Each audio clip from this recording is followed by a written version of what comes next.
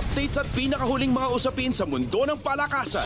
Atin ang pakinggan dito sa Ang Pilipinas Ngayon. Pasok pa rin sa semifinals ang Gilas Pilipinas sa FIBA Olympic Qualifying Tournament kahit natalo ito sa Georgia 96-94 na ginanap sa Riga, Latvia. Kailangan lamang ng Gilas na manalo laban sa world number 23 Georgia o matalo ng 18 puntos o mas mababa para makapasok ng semifinals.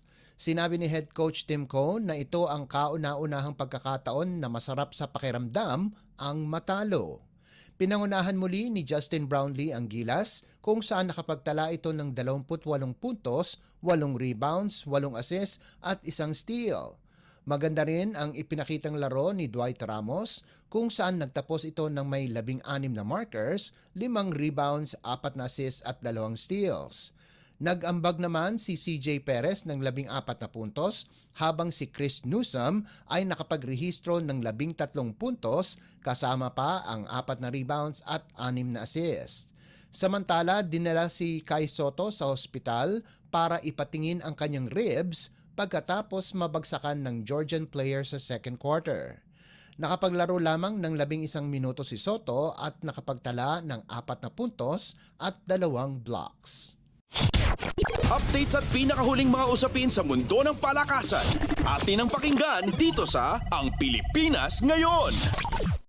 Isasama ni dating Far Eastern University star RJ Abarientos ang kanyang pangalan sa 2024 PBA Rookie Draft.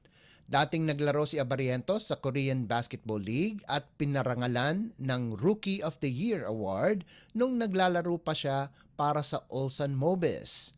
Nag-average ang dating Gilas Pilipinas player ng 13.3 points, 4.8 assists, 2.8 rebounds at 1.3 steals. Pagkatapos sa Korean League, lumipat ng Japan B-League ang 24 anyos na si Abarientos kung saan naglaro ito para sa Shinshu Brave Warriors, subalit hindi na kinuha muli ang kanyang serbisyo pagkatapos nalipat ang koponan sa Division 2.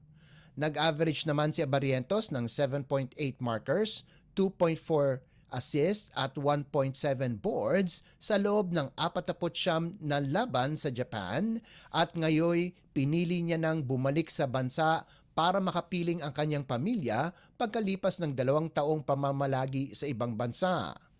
Isa si Abarientos sa mga top prospects ng draft kasama sina Justin Baltazar, Jerome Lastimosa, CJ Cancino, Dave Ildefonso at Evan Neal. Nakatakda ang PBA draft sa Hulyo 14 at gaganapin sa Glorieta sa Makati.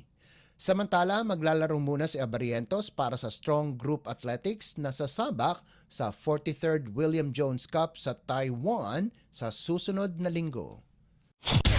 Updates at pinakahuling mga usapin sa mundo ng palakasan. Atin ang pakinggan dito sa Ang Pilipinas Ngayon. Ipaparada ng Akari ang kanilang American import na si Oluma Oli Okaro sa oras na sumabak ang Chargers sa 2024 Premier Volleyball League o PVL Reinforced Conference na magsisimula na ngayong buwan. Ang 28 anyos na si Okaro ay dating naglaro para sa A1 Ethniki Women's Volleyball Championship sa Greece nitong nakaraang season, kung saan tinulungan niya ang ASP Thetis Volas na makakuha ng 8-14 record sa elimination round bago natalo sa Olympiacos sa semifinals. Naglaro din si Okaro sa kolehiyo kung saan unang naglaro siya para sa University of San Francisco ng 2 taon bago lumipat sa Arizona State University. Noong 2017, pinangalanan siya sa All-Pac-12 team para sa indoor volleyball.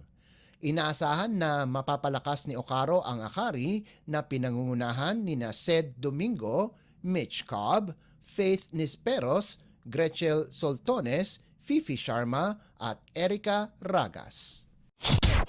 Updates at pinakahuling mga usapin sa mundo ng palakasan. Atin ang pakinggan dito sa Ang Pilipinas Ngayon. At yan ang pinakahuling balita sa larangan ng palakasan. Para sa Radyo Pilipinas World Service, ito po si Leo Magpayo. Magandang araw. updates at pinakahuling mga usapin sa mundo ng palakasan. Atin ang pakinggan dito sa Ang Pilipinas Ngayon.